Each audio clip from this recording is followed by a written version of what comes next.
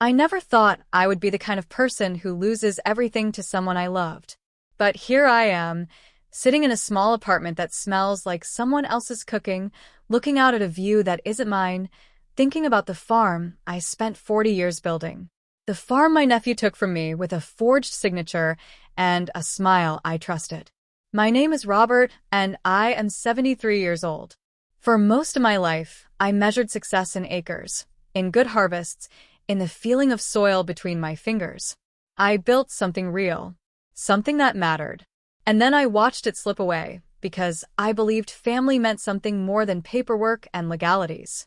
This is not a story about revenge. It is not a story about getting even.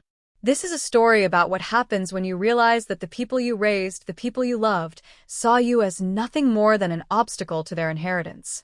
And it is a story about how, even in the darkest moments, you can find a strange kind of peace. Let me take you back to the beginning, to when things were still good, when I still believed that love and trust were enough.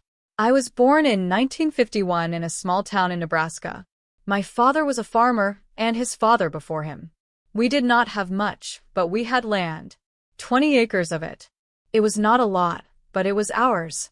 My father taught me that land is not just dirt and grass. It is legacy. It is the one thing no one can take from you, if you hold on tight enough. Except they can. I learned that the hard way.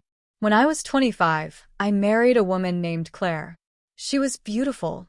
Not in the way magazines show beauty, but in the way morning light looks on a clean kitchen table. She was kind. She laughed easy. She made me feel like the man I wanted to be. We had 2 children together, a son named Michael and a daughter named Sarah. We raised them on that farm, taught them about hard work, about honesty, about doing right by people even when it cost you. Claire passed away 12 years ago. Cancer. It was slow and it was cruel, and when she finally went, I felt like half of myself went with her. But I still had the farm. I still had the land. And I still had family. Michael moved to California when he was 28. He got a job in tech, something I never fully understood but was proud of anyway. He called me once a month, visited maybe once a year. We were not close, but we were not distant either. He had his life. I had mine. Sarah stayed closer. She married a man named Tom, and they had 3 kids. I saw them often. Birthdays, holidays, Sunday dinners. Sarah was good to me. She checked in, brought the grandkids over, made sure I was not lonely. But this story is not really about Michael or Sarah. This story is about my nephew, Daniel. Daniel was my younger brother's son. My brother, Paul, died when Daniel was only 16. Car accident. Sudden. Devastating. Paul's wife, Linda, was never the same after that. She tried her best, but grief has a way of hollowing people out. Daniel struggled. He dropped out of college, bounced from job to job, could not seem to find his footing. I felt responsible for him. Paul was my brother. Daniel was blood. So, I did what I thought was right. I brought him onto the farm, gave him work, gave him purpose, gave him a place to belong. He was 23 when he started working for me. Quiet kid, respectful, hard worker. He learned fast, listened well, never complained. I started to think of him almost like a third child. I started to think maybe he would be the one to take over the farm when I got too old to manage it myself. Over the years, Daniel became more than just a worker. He became my right hand. He handled the finances, managed the contracts with suppliers, dealt with the buyers. I trusted him completely. Why wouldn't I? He was family. By the time I turned 70, the farm had grown to nearly 300 acres. We raised cattle, grew corn and soybeans, had a small side business selling organic produce to local markets. It was worth about $12 million. Not bad for a boy who started with 20 acres and a dream. I was getting older. My knees hurt. My back ached. I needed help. Daniel was there. Always there. So, I gave him more responsibility.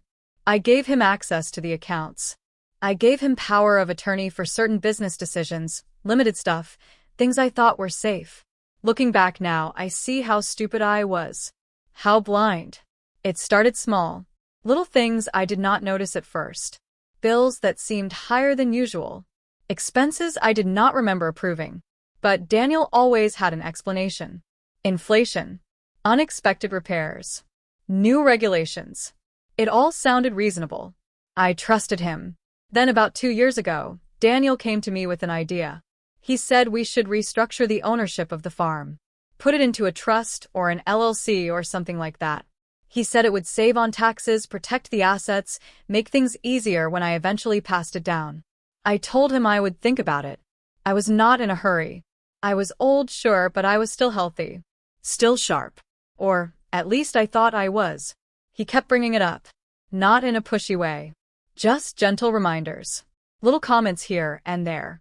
He even brought in a lawyer once, a friend of his, who explained how it all worked. It sounded complicated. I did not really understand it. But I trusted Daniel. He was family. One afternoon in late September, I was in the barn fixing a fence post. Daniel came out with some papers. He said it was just routine stuff, documents the accountant needed for tax purposes. He said, I just needed to sign a few forms. I was tired. My hands were dirty. I did not read them carefully. I signed where he pointed. That was the moment I lost everything. I did not know it then. I went on with my life. The farm kept running. The seasons changed. Winter came, then spring. Everything seemed normal. But then in June of this year, I got a letter from a law firm I did not recognize. It said I was being evicted from my property. It said the farm no longer belonged to me. It said the legal owner was Daniel. I thought it was a mistake. Some kind of clerical error. I called Daniel immediately. He did not answer. I left a message. Then another. Then another. Finally, he called me back. His voice was calm. Too calm. He said it was true. The farm was his now. He said I had signed the transfer documents months ago. He said it was all legal. He said I could stay in the house for another 30 days, but after that, I needed to leave. I felt like the ground had disappeared beneath me. Like I was falling and there was nothing to grab onto. I asked him why. I asked him how he could do this. I reminded him of everything I had done for him. I reminded him that I took him in when he had nothing. I gave him a job, a purpose, a future. He said it was just business. He said he had plans for the farm, plans that did not include me. He said I was too old to run it anyway. He said I should be grateful he was giving me 30 days. Then he hung up. I sat in my kitchen, the kitchen Claire and I had remodeled together 30 years ago, and I cried. I am not ashamed to say it. I cried like a child. I called Sarah. She could not believe it. She said she would talk to him, try to reason with him. But Daniel would not take her calls either. I called Michael. He was angry. He said we should sue. He said we should fight. But I did not have the money for lawyers. And even if I did, Daniel had the signed documents. He had the legal ground. I felt helpless. Betrayed. Broken. But then I remembered something.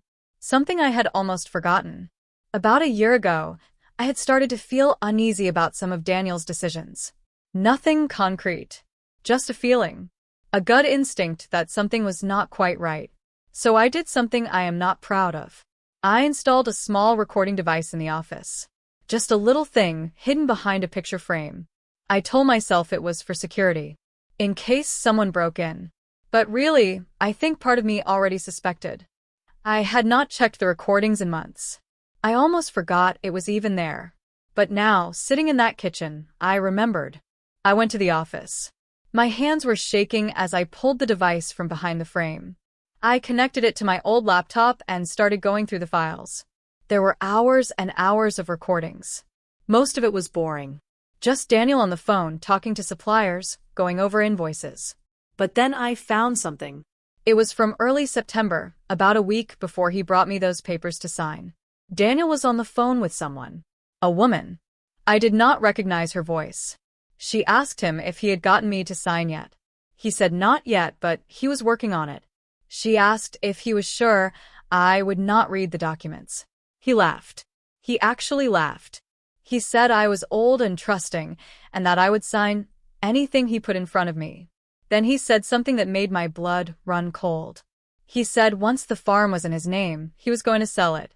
He said a development company was interested in the land. They wanted to build a shopping complex.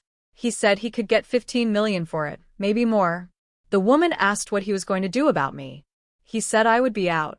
He said I could go live with Sarah or Michael. He said it was not his problem. They talked for a few more minutes. She asked about the legal risks. He said his lawyer friend had assured him everything was airtight. As long as he had my signature, no one could challenge it. Then he said something I will never forget. He said, "Uncle Robert is a fool. He trusts me because we are family. But family does not mean anything when there is this much money on the line." I listened to that recording 3 times. Each time, it hurt more. But it also gave me something I did not have before. It gave me proof. I made a copy of the recording. Then I called a lawyer. Not some big fancy firm. Just a solo practitioner I found online, a woman named Janet who specialized in elder law and fraud cases. I played her the recording. She listened carefully. When it finished, she looked at me and said, "Mr. Thompson, this is forgery. This is fraud. And with this recording, we can fight this." For the first time in weeks, I felt a flicker of hope. Janet filed an emergency motion to freeze the transfer of the property. She submitted the recording as evidence. The judge granted a temporary restraining order, which meant Daniel could not sell the farm until the case was resolved. Daniel was furious. He showed up at the house one evening, banging on the door, yelling at me through the window. He called me a liar. He called me senile. He said I was trying to ruin his life. I did not open the door. I just stood there, looking at him through the glass, this young man I had loved and trusted, and I felt nothing but sadness. Eventually, he left. I did not see him again after that. The legal process took months. There were depositions, hearings, endless paperwork. Daniel's lawyer tried to argue that the recording was inadmissible, that I had obtained it illegally. But Janet argued that it was my property, my office, and I had every right to record what happened there. The judge agreed. In the end, the court ruled in my favor. The transfer was voided. The farm was returned to my name. Daniel was ordered to pay restitution for the money he had taken from the accounts. There was even talk of criminal charges, but I asked the prosecutor not to pursue them. I know that sounds strange. After everything he did, why would I protect him? I thought about that a lot. And the answer is complicated. Yes, Daniel betrayed me. Yes, he tried to steal everything I had worked for. Yes, he lied and manipulated and hurt me in ways I am still processing. But he was also a broken kid who lost his father too young. He was someone who struggled to find his place in the world. He was someone I loved. I am not saying what he did was okay. It was not. It was cruel and selfish and wrong. But I also know that anger and revenge do not heal anything. They just create more pain. So, I let it go. Not for him. For me. The farm is mine again. But it does not feel the same.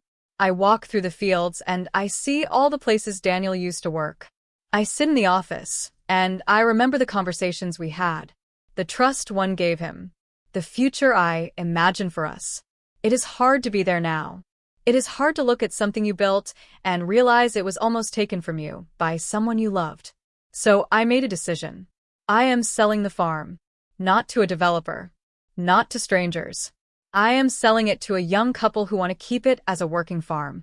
They have 2 small kids and big dreams, and a respect for the land that reminds me of myself 40 years ago. The sale will be finalized next month. I am using the money to set up trust funds for my grandchildren to make sure they have opportunities one never had. I am giving some to Sarah and Michael, not because they need it, but because I want them to know I love them. And I am keeping enough to live comfortably for whatever years I have left. I am moving into a small house in town. It has a little garden in the back. I am going to grow tomatoes and peppers. Maybe get a dog. Live a quiet life. People ask me if I regret trusting Daniel. If I regret giving him so much responsibility. I do not think regret is the right word. I wish things had turned out differently. I wish he had been the person I thought he was. But I do not regret loving him. I do not regret trying to help him. Because at the end of the day, that is what family is supposed to do. You love people. You help them. You give them chances. Sometimes they let you down. Sometimes they break your heart. But that does not mean you stop trying. I have learned a lot through this whole experience. I have learned that trust is precious and should not be given lightly. I have learned that love and naivety are not the same thing. I have learned that protecting yourself is not the same as being cold. But most importantly, I have learned that your worth is not tied to what you own. It is not tied to the land or the money or the legacy. It is tied to how you treat people, how you handle pain, how you choose to move forward when everything falls apart. Daniel took my farm, but he did not take my dignity. He did not take my integrity. He did not take the love I have for the people who truly matter. Sarah still calls me every week. Michael flew out to visit me last month, spent a whole week just sitting with me, talking, laughing, remembering Claire. My grandchildren send me drawings and videos. They tell me they love me. That is what matters. Not the acres. Not the money. Not the legacy I thought I was building. Just love. Just connection. Just the small, quiet moments that make life worth living. I think about Daniel sometimes. I wonder if he feels guilty. I wonder if he regrets what he did. I wonder if he lies awake at night thinking about the relationship we lost. Part of me hopes he does. Not because I want him to suffer, but because I want him to learn. I want him to understand that some things are more valuable than money. Some things cannot be bought or sold or forged. But I also know that I cannot control what he feels or thinks. I can only control how I move forward. And I choose to move forward with grace, with forgiveness, with hope. I do not know how much time I have left. Maybe 10 years. Maybe 20 if I am lucky. But however long it is, I want to spend it surrounded by people who love me for who I am, not for what I have. I want to watch my grandchildren grow up. I want to grow tomatoes in my little garden. I want to sit on my porch in the evenings and watch the sun go down and feel grateful for every single day. Because that is what life is really about. Not the big moments. Not the victories or the losses. But the small, steady moments of peace and love and connection. Daniel taught me that. Not in the way he intended, but he taught me nonetheless. So, in a strange way, I am grateful. Grateful for the pain because it showed me what really matters. Grateful for the betrayal because it forced me to find strength I did not know I had. Grateful for the loss because it made space for something new. I do not hate Daniel. I do not wish him harm. I just hope, wherever he is, whatever he is doing, that he finds some measure of peace. That he learns from his mistakes. That he becomes a better man than the one who forged my signature and tried to take everything I had. As for me, I am okay. More than okay, actually. I am free. Free from the burden of the farm. Free from the weight of legacy. Free from the need to prove anything to anyone. I am just Robert. A 73-year-old man who loved and lost and learned and grew. And that is enough. If there's a lesson in all of this, I think it is this. Protect yourself, but do not let fear close your heart. Trust people, but verify. Love deeply, but keep your eyes open. And when someone betrays you, when someone breaks your trust and takes what is yours, do not let them take your peace too. Because peace is the one thing no one can forge. No one can steal. No one can take unless you let them. I still have my peace. And that, more than any farm or any amount of money, is the real inheritance I want to leave behind. So here I am, in my small apartment that smells like someone else's cooking, looking out at a view that is not mine, thinking about the past but not living in it. I am thinking about the future, about the tomatoes I am going to grow, about the grandchildren I am going to spoil, about the quiet, simple life I am going to build. And I am smiling. Not because everything worked out the way I planned, but because I survived. I am still here. I am still standing. And that is more than enough. Some people might hear the story and think I am a fool. They might think I should have seen it coming. They might think I should have fought harder, been angrier, made Daniel pay for what he did. Maybe they are right. Maybe I was a fool. But I would rather be a fool who loved too much than a cynic who never loved at all. I would rather be someone who trusted and got hurt than someone who never trusted anyone. I would rather be kind and taken advantage of than cruel and safe. Because at the end of the day, when I am lying in bed at night, I can look at myself in the mirror and know that I did my best. I loved with everything I had. I gave people chances. I believed in family. And if that makes me a fool, then so be it. I am a fool who still has his peace. A fool who still has his dignity. A fool who still has people who love him. And that is a kind of foolishness I can live with. The farm is gone. Daniel is gone. That chapter of my life is closed. But the book is not over. There are still pages to write. Still moments to live. Still love to give and receive. I am 73 years old, and I am starting over. And you know what? It feels good. It feels like freedom. It feels like hope. It feels like the beginning of something new. So to anyone out there who has been betrayed by someone they loved, who has lost something they built, who feels like everything has fallen apart, I want you to know this. You are stronger than you think. You are more resilient than you know. And the end of one chapter is just the beginning of another. Do not let the pain define you. Do not let the betrayal close your heart. Do not let the loss convince you that you are not enough. You are enough. You have always been enough.